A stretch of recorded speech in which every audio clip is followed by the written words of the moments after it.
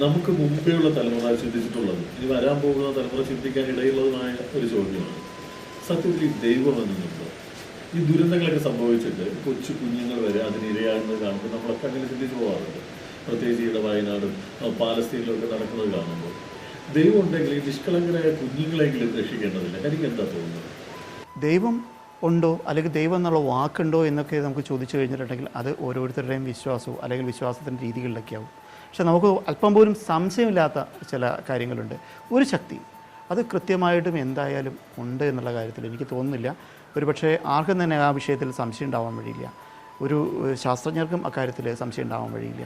ഇത്ര വലിയൊരു പ്രപഞ്ചത്തിൽ ഇത്രയധികം കാര്യങ്ങൾ നടക്കുന്നു. ഒരുപക്ഷെ ഒരു മനുഷ്യ ശരീരം പോലും അകത്ത് നോക്കുമ്പോൾ ഇത്ര ഗംഭീരമായിട്ട് ഇത്രയും വലിയൊരു മെക്കാനിസം ആരുണ്ടാക്കി, ആരിത് ക്രിയേറ്റ് ചെയ്തു, എങ്ങനെ ഉണ്ടാക്കി എന്നൊക്കെ ചോദിക്കുമ്പോൾ ഓരോ ജീവികളുടെ പലതരത്തിലുള്ള സ്വഭാവങ്ങൾ, അവരുടെ എന്താ പറയുക, ആരും ഭക്ഷണം കൊണ്ടു കൊടുത്തില്ലെങ്കിൽ പോലും സ്വയം ജീവിക്കാൻ കഴിയുന്ന സംവിധാനങ്ങൾ എല്ലാം പരസ്പരം കണക്ട് ചെയ്തിട്ടുള്ള ഇത്രയും വലിയൊരു പ്രപഞ്ചം ഇതെന്തായാലും നിയന്ത്രിക്കാൻ ഒരു ശക്തിയില്ലാതെ അല്ലെങ്കിൽ ഒരു പവർ ഇല്ലാതെ ഒരിക്കലും സാധ്യമല്ല.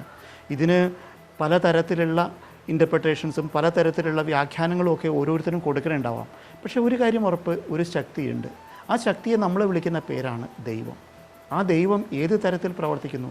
ആ ദൈവം എല്ലാവരെയും സഹായിക്കുന്നവരാണോ? എല്ലാവരെയും അല്ലെങ്കിൽ കുറേ ആളുകളെ മാത്രം ഉപദ്രവിക്കുന്ന ഒരാളാണോ? ഈ പറഞ്ഞ ക്ഷേത്രത്തിൽ പോയി അല്ലെങ്കിൽ പ്രാർത്ഥിച്ചു കഴിഞ്ഞാൽ മാത്രം ഈശ്വരൻ സഹായിക്കുമോ? ഈശ്വരനെ നമ്മൾ അങ്ങോട്ട് എന്തെങ്കിലും വഴിപാട് കഴിച്ചാൽ മാത്രമേ ഈശ്വരൻ സഹായിക്കുകയുള്ളൂ? ഇങ്ങനെയുള്ള ഒത്തിരി വിഷയങ്ങൾ തീർച്ചയായിട്ടും വളരെയധികം കൺഫ്യൂഷൻ ഉണ്ടാക്കുന്നത് ചർച്ച ചെയ്യേണ്ടത് തന്നെയാണ്. ഈശ്വരൻ എന്നുള്ളത് എന്തായാലും ക്ഷേത്രത്തിൽ മാത്രം ജീവിക്കുന്ന അല്ലെങ്കിൽ ക്ഷേത്രത്തിൽ മാത്രമുള്ള ഒരു ശക്തി അല്ല എന്നുള്ള കാര്യത്തിൽ നമുക്ക് സംശയമില്ല. ഈ ശക്തിയെ എങ്ങനെ കാണണമെന്നും ഈ ശക്തി എവിടെ ഉണ്ടെന്നും നമ്മൾ ചിന്തിക്കുന്നത് ഒരുപക്ഷെ നമ്മളിൽ നിന്ന് തന്നെയാവണം. നമ്മളെങ്ങനെ ഈശ്വരനെ കാണണം, നമ്മളെങ്ങനെ ചിന്തിക്കണം, അതായിരുന്നു ഒരുപക്ഷെ എനിക്ക് തോന്നുന്നു ഭാരതത്തിലെ പൗരാണിക ഗ്രന്ഥങ്ങളിലും വേദങ്ങളിലും എല്ലാം ഏറ്റവും വ്യക്തമായിട്ട് പറഞ്ഞിട്ടുള്ളതും ഒരുപക്ഷെ നമ്മുടെയൊക്കെ ആചാരങ്ങൾ ക്രമീകരിച്ചിട്ടുള്ളതും അതനുസരിച്ചിട്ടാണ് എന്ന് ഞാൻ വിശ്വസിക്കുന്നു. നമ്മൾ തന്നെയാണ് ഈശ്വരൻ എന്നാണല്ലോ ഹരി പറഞ്ഞത്. അതായത് ക്ഷേത്രങ്ങളിലുള്ള പ്രതിഷ്ഠകൾക്ക് ഉണ്ടെന്ന് നമ്മൾ കരുതുന്ന ശക്തി ഒക്കെ നമുക്കും ഉണ്ടെന്നാണോ ഈ പറഞ്ഞതിനർത്ഥം? അതാണ് യഥാർത്ഥത്തിൽ ഭാരതീയ രീതിയിലുള്ള പൂജാ സമ്പ്രദായങ്ങളൊക്കെ നമ്മളെ പഠിപ്പിക്കുന്നതും നമ്മൾ ചെയ്യുന്നതും ഒരുപക്ഷെ അതുതന്നെയായിരിക്കാം. അതിൻ്റെ യഥാർത്ഥ കാരണം എന്നുള്ളത് നമ്മുടെ ഈ ശരീരം തന്നെ ഒരു ശക്തിയിൽ അധിഷ്ഠിതമാണ്. കാരണം ഒരുപക്ഷെ ഒരു വ്യക്തി മരിക്കുന്ന ഒരു സമയത്ത് അയാളുടെ ശക്തി അയാളിൽ നിന്ന് പോകുന്ന സമയത്ത് പറയുകയാണ്, അയാൾ മരിച്ച അവിടെ തൊട്ട് മുമ്പിൽ കിടക്കും പോലും പറയുന്നു അയാൾ മരിച്ചു എന്ന് പറയുന്നു. ആ ഒരു ശക്തി ആളിൽ നിന്ന് പോകുമ്പോഴേ ആ ഒരു ശരീരത്തിൽ നിന്ന് ആ പവർ നഷ്ടപ്പെട്ട് കഴിയുമ്പോൾ ആ നഷ്ടപ്പെടുന്നത് ശരിക്കും ഈശ്വരനാണ് എന്നാണ് ശരിക്കും സങ്കല്പിക്കേണ്ടത്.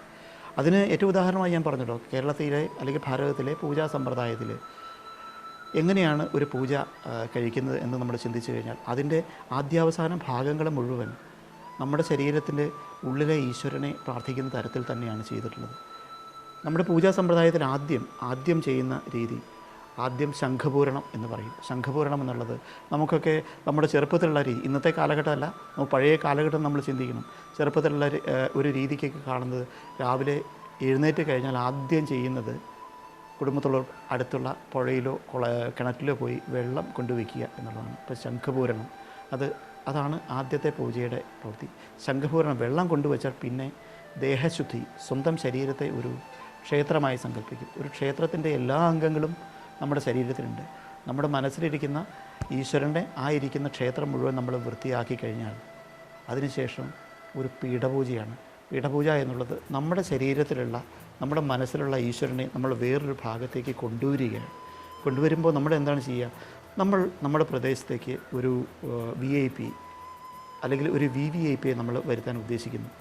അത് ഇന്ത്യയുടെ പ്രധാനമന്ത്രിയോ രാഷ്ട്രപതിയോ പോലെയുള്ള അല്ലെങ്കിൽ ഗംഭീരനായിട്ടുള്ള ഒരു VIP നമ്മൾ ഒരിടത്തേക്ക് കൊണ്ടുവരാൻ ശ്രമിക്കുമ്പോൾ നമ്മൾ എന്താണ് സാധാരണ രീതി ചെയ്യുക? അതിമനോഹരമായിട്ടുള്ള എല്ലാ സംവിധാനങ്ങളോടെ ഒരുക്കും.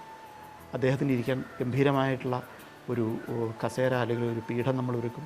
അവിടെ നമുക്ക് താലപ്പൊലി ഒരുക്കും. എല്ലാ തരത്തിലുള്ള അതായത് വരുന്നവർക്കും ഒക്കെ നല്ല ഭക്ഷണം കൊടുക്കാനുള്ള സൗകര്യങ്ങളൊക്കെ നമുക്ക് ഒരുക്കും. ഇതെല്ലാം നമ്മൾ ആദ്യം സെറ്റ് ചെയ്യുകയാണ്. ഇതാണ് നമ്മുടെ പൂജാ രീതിയാണ് ഞാൻ പറഞ്ഞു വരുന്നത്. ഇത് എല്ലാം സെറ്റ് ചെയ്തതിന് ശേഷം നമ്മൾ പൂജയിൽ നമ്മുടെ മനസ്സിൽ നിന്ന്, ഹൃദയത്തിൽ നിന്ന്, ശിരസിൽ നിന്ന് നമ്മൾ ശരിക്കും ആ ഈശ്വരനെ നമ്മൾ ആവാഹിച്ച് ആ ഒരു വിഗ്രഹത്തിലോ അല്ലെങ്കിൽ ആ ഒരു പത്മത്തിലോ നമ്മൾ വയ്ക്കുകയാണ്. നമ്മളിൽ ഉള്ളിലുള്ള ഈശ്വരനെയാണ് നമ്മളെടുത്ത് വെച്ചത്. അതിനുശേഷം ആ ഈശ്വരനെ അവിടെ വെച്ചതിന് ശേഷം നമ്മൾ ഒരു ധ്യാനം, അതായത് പൂജാവിധിയിൽ ഒരു ധ്യാനം എന്നൊരു സങ്കല്പമുണ്ട്. ധ്യാനം എന്നാൽ സങ്കല്പിക്കുക എന്നുള്ളത് തന്നെയാണ് ധ്യാനിക്കുക എന്നർത്ഥം. അതായത് നമ്മൾ ഒരു വിഷയത്തെ, ഒരു കാര്യത്തെ ഏറ്റവും ഡീപ്പായിട്ട് സങ്കല്പിക്കുന്നതിനെയാണ് നമ്മൾ ധ്യാനം എന്നുള്ള അവസ്ഥയിൽ പറയുക. നമ്മൾ ധ്യാനിക്കുന്നത് എങ്ങനെയാണ്? ഈശ്വരന്, കാരണം നമുക്കറിയാം ഈശ്വരന് എന്താ രൂപം. ഈശ്വരൻ ഇന്ന് കാണുന്ന നമ്മൾ 100 കണക്കിന് ഈശ്വരന്മാരുണ്ട്. ഈ 100 കണക്കിന് അല്ലെങ്കിൽ ആയിരക്കണക്കിനുള്ള ഈശ്വരന്മാർക്ക് പലതരത്തിലുള്ള രൂപങ്ങളുണ്ട്, പല ഭംഗിയുണ്ട്. ഈ ഭംഗിയൊക്കെ ആരാണ് കൊടുക്കുന്നത്? അത് നമ്മൾ തന്നെയാണ് അവിടെ ആ ഭംഗി കൊടുക്കുന്നത്. നമ്മൾ ധ്യാനിക്കുമ്പോൾ നമ്മൾ കണ്ണടച്ച് നല്ല മനോഹരമായിട്ടുള്ള മുഖമുള്ള, നല്ല നീണ്ട മുടിയുള്ള, നല്ല വെളുത്ത പല്ലുള്ള, നല്ല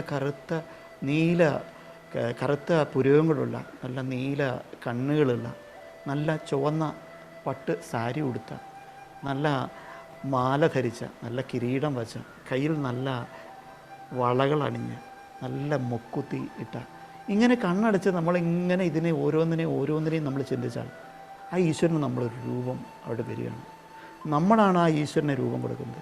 നമ്മൾ ഈ ധ്യാനിച്ച് നമ്മൾ തന്നെ ആ ഈശ്വരനെ രൂപം കൊടുത്താൽ ആ ഈശ്വരനാണ് നമ്മൾ അവിടെ നമ്മൾ പഴയ ചിട്ടകൾ നോക്കണം. കുടുംബത്ത് ഒരാൾ വന്നാൽ, ഒരു VIP വന്നാലും അന്ന് ആദ്യം കുളിക്കണം. കാരണം കുളിച്ചതിന് ശേഷം മാത്രമേ ഈ ഭക്ഷണം കഴിക്കുക പതിവുള്ളൂ. അന്ന് അവർക്ക് കുളിക്കാൻ വേണ്ടിയുള്ള എല്ലാ സൗകര്യം ചെയ്യും, കുളിപ്പിക്കുക. കുളി കഴിഞ്ഞ് വന്നാൽ അവർക്ക് ഇഷ്ടപ്പെട്ട ഭക്ഷണം, നമുക്കിഷ്ടപ്പെട്ട ഭക്ഷണമല്ല, അവർക്ക് ഇഷ്ടപ്പെട്ട ഗംഭീരമായിട്ടുള്ള ഭക്ഷണങ്ങൾ കൊടുക്കുക. ആ ഭക്ഷണങ്ങൾക്ക് ഭക്ഷണത്തിനിടയ്ക്ക് കൂടെ വന്ന എല്ലാവർക്കും, അതായത് കൂടെ ഒരു VIP വന്നാൽ അദ്ദേഹത്തിൻ്റെ കൂടെ ധാരാളം പരികർമ്മികളുണ്ട്. ആ പരികർമ്മികൾക്ക് എല്ലാവർക്കും നമ്മൾ ഭക്ഷണം കൊടുക്കുക. അവർ ഭക്ഷണം കഴിച്ചു എന്ന് ഉറപ്പ് വരുത്തുക.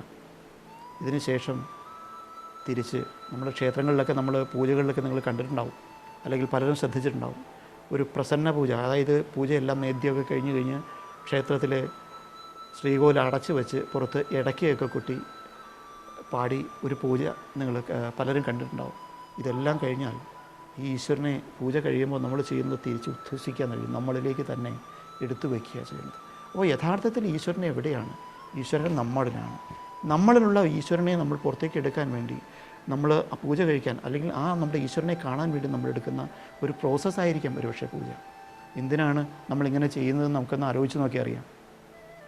കാരണം നമ്മുടെ ഉള്ളിലുള്ള ഒന്നിനെയും നമുക്ക് സ്വയം കാണാൻ കഴിഞ്ഞു എന്ന് വരില്ല. നമുക്കതിനെ കാണണമെങ്കിൽ, അല്ലെങ്കിൽ നമുക്ക് കാണണമെങ്കിൽ പോലും ഒരു കണ്ണാടി ആവശ്യമുണ്ട്. നമ്മളൊരു കണ്ണാടി നോക്കാതെ നമ്മുടെ സ്വന്തം മുഖത്തെ പോലും നമുക്ക് അറിയാൻ കഴിയില്ല. ഒരുപക്ഷെ ലോകത്തെ എല്ലാവർക്കും ഒന്ന് പരീക്ഷിച്ച് നോക്കാവുന്നതാണ്. സ്വന്തം കണ്ണടച്ച് സ്വന്തം മുഖത്തിൻ്റെ രൂപം നമ്മുടെ മനസ്സിൽ തെളിയുന്നുണ്ടോ എന്ന് പരീക്ഷിച്ച് നോക്കുക. അങ്ങനെ കഴിയുന്നുള്ളവർ മഹാഭാഗ്യവാന്മാരാണ്. അവർക്ക് സ്വന്തം ഈശ്വരനെ നന്നായിട്ട് കാണാൻ കഴിയുന്നവരാണ്. പക്ഷേ 99% ആളുകൾക്കും കണ്ണടച്ച് സ്വന്തം രൂപം കാണാൻ കഴിയില്ലെങ്കിൽ, കണ്ണ് തുറന്നോ കണ്ണടയ്ക്കാതെയോ നമ്മുടെ ഉള്ളിലെ ഈശ്വരനെ കാണാൻ നമുക്ക് കഴിഞ്ഞെന്ന് വരില്ല. അതുകൊണ്ട് തന്നെ ഈശ്വരൻ എന്നുള്ള പ്രാർത്ഥന നമ്മുടെ ഉള്ളിലേക്ക് നമ്മളെ കാണുന്ന പ്രാർത്ഥനയാണ്. ആദ്യം നമ്മുടെ ഉള്ളിലുള്ള ഈശ്വരനെ കാണാൻ നമുക്ക് ശ്രമിക്കുകയും മനസ്സിലാക്കുകയും വേണം എന്നാണ് എൻ്റെ വിശ്വാസം. ഈ പൂജാവിധികൾക്ക് പിന്നിൽ ഇത്രയും കാര്യങ്ങളുണ്ടെന്ന് പലർക്കും അറിയില്ല എന്നുള്ളതാണ് സത്യം. ഈ നടയടച്ചിരുന്ന് ആർക്കും മനസ്സിലാവാത്ത, കടിച്ചാൽ പൊട്ടാത്ത കുറേ മന്ത്രങ്ങൾ പറയുന്നു എന്ന് കരുതുകയാണ് പലരും ചെയ്യുന്നത്. പലരും ആ രീതിയിലാണ് വിമർശിക്കുകയും ചെയ്യുന്നത്, അല്ലേ? അങ്ങനെ ആണ് തോന്നിയിട്ടുണ്ട്. ഒരിക്കലും ഈ പറഞ്ഞ പോലെ വളരെ പൗരാണികമായിട്ടുള്ള ഒരു ചിട്ടകളാണ് നമ്മൾ ഭാരതത്തിലുള്ളവർ നമ്മൾ തുടർന്നു പോരുന്നത്. അതായത് 1000-10,000 വർഷം മുമ്പാണോ ഇത് കണ്ടുപിടിച്ചത്, അല്ലെങ്കിൽ ഇതിൻ്റെ രീതികൾ ഉണ്ടാക്കിയതെന്നൊന്നും നമുക്കത്ര നിശ്ചയം പോരാ. എന്ന് ആരുണ്ടാക്കിയ നിശ്ചയം പോരാ. പക്ഷേ ഇത് തുടർന്ന് പോരുമ്പോൾ ഒരു തലമുറയിൽ നിന്ന് അടുത്ത തലമുറയിലേക്ക്, അടുത്ത തലമുറയിൽ നിന്ന് അടുത്ത തലമുറയിലേക്ക് പോകുമ്പോൾ ചിട്ടകൾ മാത്രമായി പലയിടത്തും ബാക്കി. ഇതിൻ്റെ കൃത്യമായിട്ട് മറ്റുള്ളവരിലേക്ക് കമ്മ്യൂണിക്കേറ്റ് ചെയ്ത് തീർക്കാനോ, എന്തിനു വേണ്ടിയാണ് ഇത്തരത്തിലുള്ള പൂജാക്രമങ്ങൾ ചെയ്യുന്നത്, എന്തുകൊണ്ടാണ്, അല്ലെങ്കിൽ എന്താണ് ഇതിൽ നിന്ന് നമുക്ക് ലഭിക്കേണ്ട ഔട്ട്പുട്ട് എന്നൊന്നും പറഞ്ഞു കൊടുക്കാൻ പലപ്പോഴും കഴിഞ്ഞിട്ടുണ്ടെന്ന് തോന്നുന്നില്ല. അതുകൊണ്ട് തന്നെ പിന്നെ വേറുന്നുണ്ട്, പൂജ കഴിക്കാൻ എന്തിന് വേറൊരാളെ ഏൽപ്പിക്കണം, ഇങ്ങനെയുള്ള കാര്യത്തിലൊക്കെ ഇവിടെ വ്യവസ്ഥകൾ ഉണ്ടാക്കി വെച്ചിട്ടാണ് ഓരോന്നിനും ഓരോ ചിട്ടകൾ ക്രമീകരിച്ചിട്ടുള്ളത്. അതിൻ്റെ അർത്ഥം കൂടി നമ്മൾ മനസ്സിലാക്കാൻ ശ്രമിക്കുമ്പോൾ അതിൽ നിന്ന് കിട്ടുന്ന ഔട്ട്പുട്ട് വളരെ വ്യത്യാസമുണ്ടാവും. അല്ലെങ്കിൽ നമുക്ക് നമ്മളെ തന്നെ ഉണ്ടാകുന്ന കോൺഫിഡൻസ്, നമുക്ക് ഏതെല്ലാം തരത്തിലുള്ള മാറ്റങ്ങൾ വരുത്തണം എന്നുള്ള കൃത്യത നമുക്കുണ്ടാകാം. അപ്പോൾ ഈ ചോദ്യത്തിലേക്ക് നമുക്ക് പോകുമ്പോൾ നമുക്കറിയാം, കാരണം നമുക്ക് ക്ഷേത്രങ്ങളിൽ, നമുക്ക് പല ക്ഷേത്രങ്ങളിൽ പോകുമ്പോൾ പല തരത്തിലുള്ള ഈശ്വരന്മാരെ ആണ് നമ്മൾ പ്രാർത്ഥിക്കുന്നത്.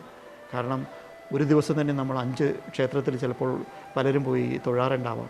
എന്തുകൊണ്ട് കൃഷ്ണൻ്റെ അമ്പലത്തിൽ പോയി, എന്തുകൊണ്ട് ഭദ്രകാളിയുടെ അമ്പലത്തിൽ പോയി, എന്തുകൊണ്ട് അയ്യപ്പൻ്റെ അമ്പലത്തിൽ പോയി, ഇങ്ങനെ ഓരോന്നിനെ പറ്റി ചോദിക്കുമ്പോൾ സത്യത്തിൽ ഇതെല്ലാം വേറുന്നുണ്ട്. നമ്മുടെ തന്നെ ഓരോ ഭാവങ്ങളാണ്.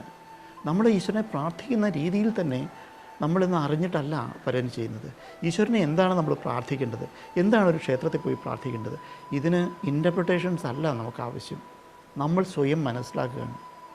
ആദ്യം നമ്മളെ നമുക്ക് മനസ്സിലാക്കാൻ കഴിയാതെ നമുക്ക് ഈ ലോകത്തെ ഒന്നും മനസ്സിലാക്കാൻ കഴിയില്ല. ആദ്യം നമ്മൾ നമ്മുടേതായിട്ടുള്ള രീതിക്ക് കാര്യങ്ങളെ ചിന്തിക്കുക. ഇന്നലെ ചെയ്തു വച്ചിട്ടുള്ള, ഇന്നലെ രൂപീകരിച്ച, ഇന്നലെ നമ്മുടെ പൂർവികർ ഉണ്ടാക്കി വെച്ചിട്ടുള്ള ചിട്ടകളോ ആചാരങ്ങളോ ഒന്നും തെറ്റല്ല. അവർ എല്ലാം വളരെ വളരെ ഒരു ലക്ഷ്യത്തോടെയാണ് ഉണ്ടാക്കിയത്. പക്ഷേ അതിനെ എങ്ങനെ നമ്മൾ മനസ്സിലാക്കണം എന്ന് നമ്മൾ ചിന്തിക്കണമെങ്കിൽ അവരുടെ കാലത്ത് അവരുടെ ചിന്തയിലേക്ക് നമുക്ക് ചിന്തിക്കാനുള്ള ഒരു രീതി ഉണ്ടാവണം. അവരുടെ കാലഘട്ടത്തിലെ അവരുടെ ചിന്തയിൽ നിന്ന് നമുക്ക് ചിന്തിക്കാൻ കഴിഞ്ഞാൽ അവർ നമുക്ക് ചെയ്തു വച്ചിട്ടുള്ള, അവർ നമ്മളോട് പ്രവർത്തിക്കാൻ പറഞ്ഞിട്ടുള്ള ഓരോ കാര്യങ്ങളും നമുക്ക് എന്തുമാത്രം ഗുണകരമാണ്, അതുകൊണ്ട് നമുക്ക് എന്തെല്ലാം മാറ്റങ്ങൾ ഉണ്ടാകുമെന്നൊക്കെ നമുക്ക് ഒരുപക്ഷെ വളരെ എളുപ്പത്തിൽ മനസ്സിലാവുകയും ചെയ്യും. അതുകൊണ്ട് നമുക്ക് തരുന്ന എനർജിയും വളരെ വലുതായിരിക്കും. ഇതേക്കുറിച്ച് കൂടുതൽ അറിയാൻ അടുത്ത ലക്കത്തിലും ഞങ്ങൾക്കൊപ്പം തുടരുക. നിങ്ങളുടെ ആശയങ്ങൾ കമൻറ്റ് രൂപത്തിൽ പങ്കുവയ്ക്കുക. ചാനൽ സബ്സ്ക്രൈബ് ചെയ്യുക. ഈ ആശയം മറ്റുള്ളവരെത്തിക്കാൻ വീഡിയോ ഷെയർ ചെയ്യുക. നന്ദി.